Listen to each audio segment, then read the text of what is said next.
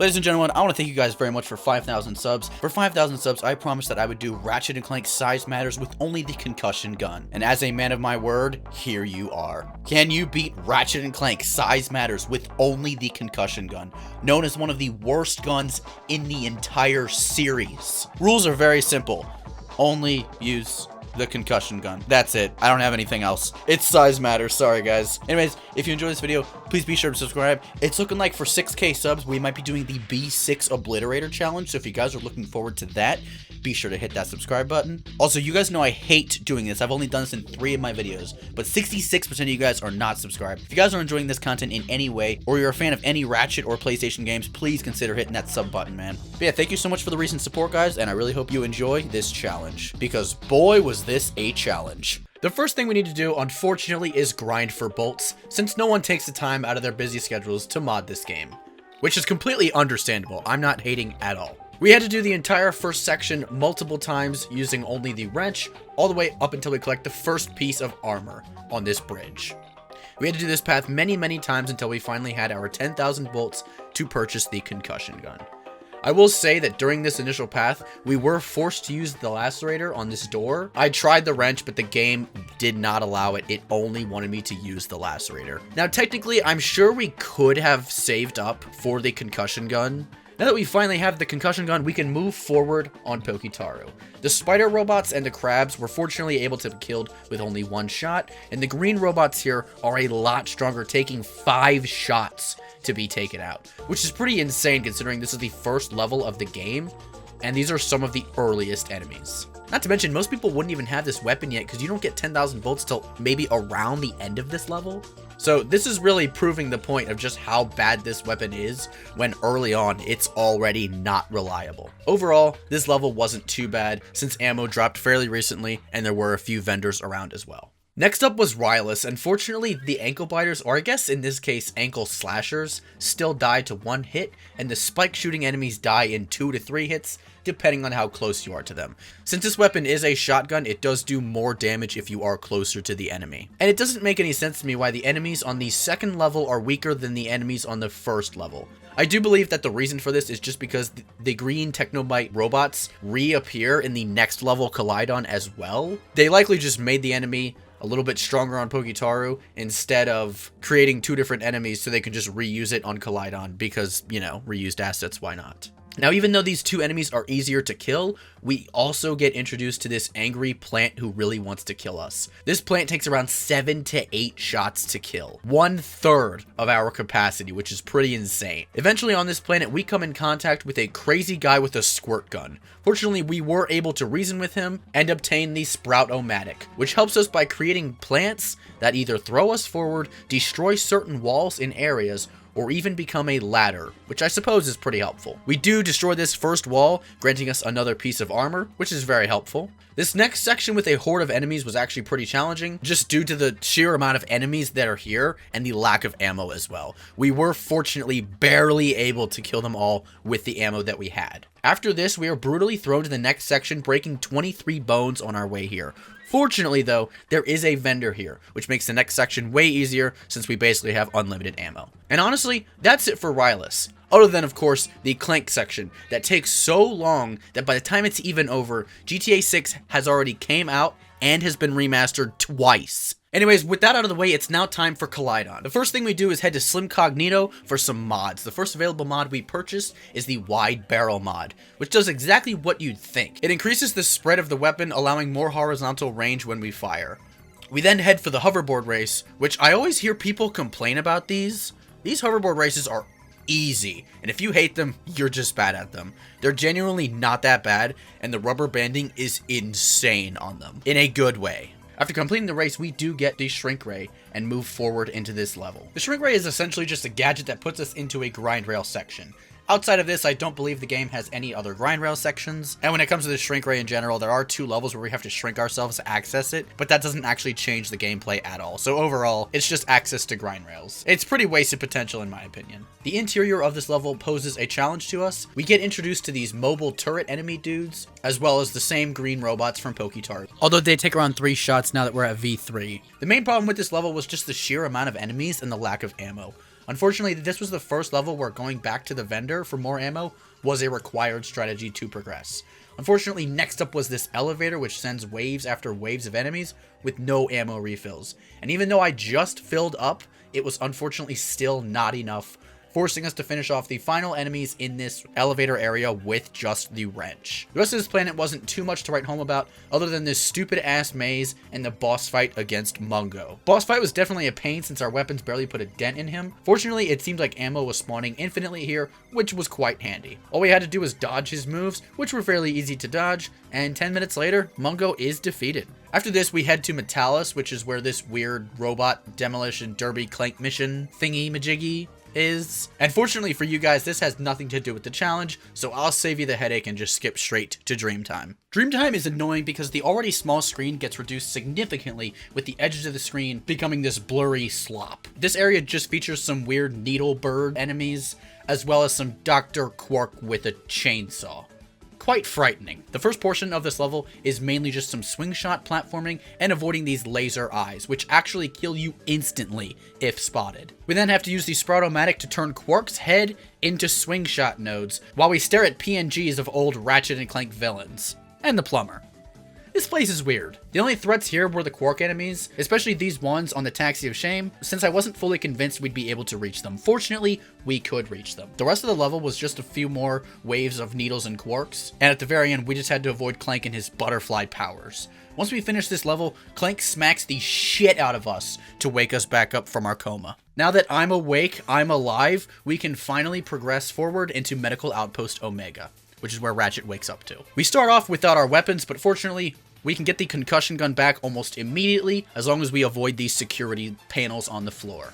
Otherwise, we'll have nothing to fight these turrets with. Now, unfortunately, before this room, there was actually some spider robots that we did have to kill with the wrench, which definitely sucks. I feel like I should mention that at this point, our concussion gun is already V4, which is the max level in this game, giving us the concussion cannon. Meaning, instead of this weapon feeling like a fly touching the enemy every time it's shot, it now feels like a dragonfly. Let's go, Sparks. This level introduces nurse bots, which only take 2 shots to kill, but for some reason give more XP than any enemy in the entire game. I usually use these enemies to grind my weapons out on Quadrono, just because they spawn infinitely. We also have these huge missile launcher robots that are fast, powerful, and pretty tanky, taking 4 to 5 shots from our maxed out concussion gun. After this, we are forced to use this weird freezing turret thing that Clank uses.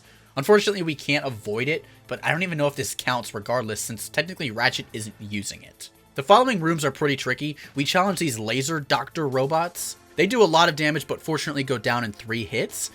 Unfortunately for us, they can also shield the rocket enemies, which happens in the following room. This is where these enemies become a massive pain, requiring us to kill the shield guys first, before killing the rocket guys. But with us being that close in proximity, it's nearly impossible to dodge the rocket guys.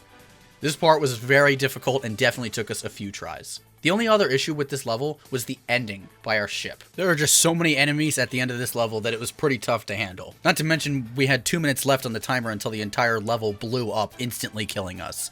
So this one was a bit stressful, to say the least. After we leave and destroy the outpost, we are greeted with yet another hoverboard race, this time granting us this magnetic doohickey thingy, which will be very helpful in the next level. Tralec starts off by teaching us how to use the polarizer, which is what that magnet doohickey thing is actually called, before throwing us right into the thick of it. And no, not that terrible song. Before we do this, we do end up buying the Charge Up mod from Slim Cognito, allowing us to charge up a bigger and more powerful shot. And we also pick up the final mod for this weapon, being the Lock On mod. I really don't feel like I need to explain this one. I also feel like it's kind of pitiful that this weapon is so bad that it's only decent when you give it mods, even though every other shotgun in the franchise gets these mods automatically for free just by upgrading. So I feel like we kind of got scammed here. This level really only has 2 major enemies, that being the robot ankle biter looking dudes who die from 2 to 3 normal shots or 1 charge shot. Then we also get introduced to this level 30 World of Warcraft wizard who shoots lightning at us from the floor, dealing a good amount of damage. By the way, I just want to mention, I've never played World of Warcraft, so I'm completely guessing what a wizard would do, but I honestly feel like I kind of nailed it. Now, even though these guys do good damage, they do go down very quickly with a few charge-up shots. The next area has us dealing with a few enemies while we use the Sprite-O-Matic to create a ladder and knock down the statue of Quark's daddy. After this, we use the Shrink Ray and get thrown onto an elevator full of enemies. As crazy as it is, these enemies on this level were truly no struggle. The concussion cannon actually held its own here, which is just absolutely insane. After this, we head through the copy-pasted version of the Dax gunship path before fighting the copy-pasted version of the Dax gunship. We did take a death during this fight because not only do we have to fight the ship, there are also the wizards beside us trying to kill us as well. Luckily for us, the second try was much better.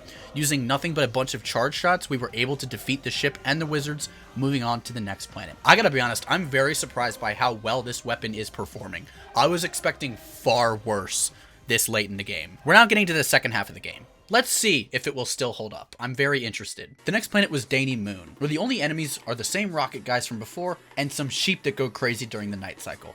Honestly, these guys weren't an issue at all, which was very surprising. The issue with this planet isn't actually the enemies or the platforming. It's what you have all been waiting for. Luna. The biggest problem with this fight is the same gripe that everybody has. Every time you die, you have to redo the stupid helicopter section, then the tractor section, then the falling rock section. Then, after all of that, do you get another pitiful attempt at Luna. The worst part was, I'm not sure if it was the version of the game that I was playing, but I could barely see the falling rocks until they were already on my head. So I kind of just ran around blindly hoping for some good RNG. When it comes to the actual boss fight itself, her moveset is very basic. She can shoot a few shots from her tractor, she can try to run us over, and she can send out some gas bombs. Of those 3 moves, only one of them is broken, that being the gas bombs. Because again, it's so hard to predict where they're going to be, since you have like a half a second notice before they already hit you, and we die in like 2 hits at all times. Ammo does spawn infinitely, but it spawns so slowly, giving us a few rounds maybe every minute. Not to mention, there is 3 nanotech crates at the start of the fight, and that's it for the entire fight. Meaning we had to try our best to save the nanotech as long as we could to try and last as long as possible. This fight was without a doubt one of the hardest parts of any challenge I've ever had to do, taking a total of around 40 minutes and 20 plus attempts just to get through this fight. Though to be fair, most of that 40 minutes was just me redoing this stupid intermission part in the beginning. I hate Luna. Anyways, with her dumbass out of the way, it's now time to go inside Clank, which always reminds me of this moment. Dude, Clank's insides, like what the f does he have all this in here? Yeah, why does Clank have vendors inside him? For real. Like what the hell? He's like, one of these days I knew Ratchet was gonna come inside and talk. Okay, please do not take that out of context. Anyways, the inside of Clank has the same enemies as Chalix, but a bit more abundant, with some tighter corridors to work around, which definitely added a few deaths to the counter. Before coming deeper inside Clank, we need to reload real quick. Sorry, these jokes write themselves. The following room has a large amount of enemies and an electric floor, which definitely doesn't make this any easier. Not long after this room, we had an arena type room with a lot of enemies spawning out of these doors. The fact that we had enough ammo to do this was honestly insane to me. But then again, these are the same enemies as they were 2 levels ago, so they aren't any stronger than they were on Chalix. The final main room of this section requires us to use the polarizer to repair a bit of Clank while killing enemies and dodging this red shockwave that comes out every few seconds. After this section, the rest of Clank's insides basically just become very platform based, which doesn't really provide any challenge since I'm amazing at 3D platformers. Anyways, now that we have finished inside Clank, it's now time for Quadrono. Quadrono introduces Ratchet's 812 children, and unfortunately, we have to commit mass genocide to get through here. And I'm saddened to say this, but the Ratchets only take 3 hits to kill. They are honestly so easy. Now, don't get me wrong, this level was still a bit challenging because there are a lot of them that spawn, and they do a pretty good amount of damage. The problem is that this weapon actually does decent damage to these guys. Like, this weapon is actually good, guys. I can't believe I'm actually saying this about what was thought to be the worst weapon in the franchise, but these guys are dead ass dying to 3 shots on the final level. This weapon is actually viable. Now watch me take this all back now that it's time for the final boss, Quark's daddy. Now before we actually fight Otto, we have to fight Ratchet's entire family tree from Ancestry.com. This just requires us to survive for 3 minutes, so theoretically we don't even have to kill any of them. All we have to do is dodge. Obviously, I killed him anyways because it's fun killing Ratchet. Wait, what? Next, we pull a Rack 1 and start off the fight with a giant Clank section, before being shrunk down to the size of a Cheeto and being forced to reenact the intermission cycle of the Mama Tyrannoid fight from Up Your Arsenal. Man, someone who hasn't played the OG games is probably confused as hell right now. Then again, if you haven't played those games and you're watching a Size Matters video, there is clearly something wrong with you. Welcome, you'll fit right in. Anyways, after all that hassle, we finally get to the main meat of the boss fight. Unfortunately, High Impact Games actually atoned for their sins of the Luna fight by making this a checkpoint, meaning if we die, we don't have to redo the last 10 minutes of pain and agony. That is a rare high impact W, but I will take it. The boss fight with Otto was simple on paper, but the execution was way harder. He only has like 2 moves. There's one where he sends out a shockwave either up or down, which requires either a crouch or a jump, depending on which one he sends out. And then he has a clapping move, which requires a double jump. And unfortunately, if you miss the double jump, this move kills you instantly, regardless of your choice of armor. This move is ridiculous. Now again, dodging these moves on paper doesn't sound difficult. The issue was that the hitboxes on these moves are much larger than they actually look visually, which caused me to die so many times. Other than that, he has a shield that requires many shots before we can even deal real damage to him, which is such a pain. And even after we destroy the shield, he's only vulnerable for like 5 seconds and then the shield comes back. So it's a never-ending cycle of this freaking shield that takes so much ammo to destroy. It takes around half of our shots just to get the shield up. This was such a stupid concept for a boss fight, especially because ammo does spawn infinitely in this fight, just like the Luna fight, but unfortunately it just takes so long to respawn.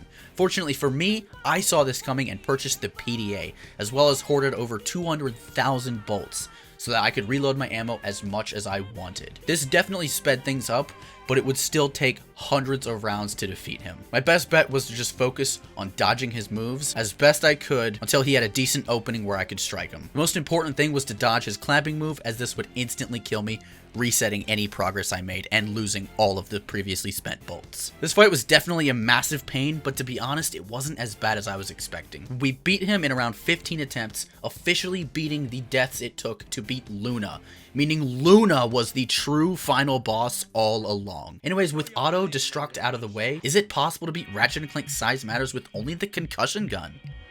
Sort of. We definitely had a few spots where wrench use was required, not to mention the lacerator on Pokitaru, but for the most part, yes, it is actually possible and relatively reliably viable to use the Concussion Gun in Size Matters, which is insane considering we all thought that this was one of the worst weapons ever conceived in the franchise. But it's actually not that bad. I think you all should apologize to this weapon and give it one more chance. Thank you guys so much for watching this video. This challenge was an absolute blast.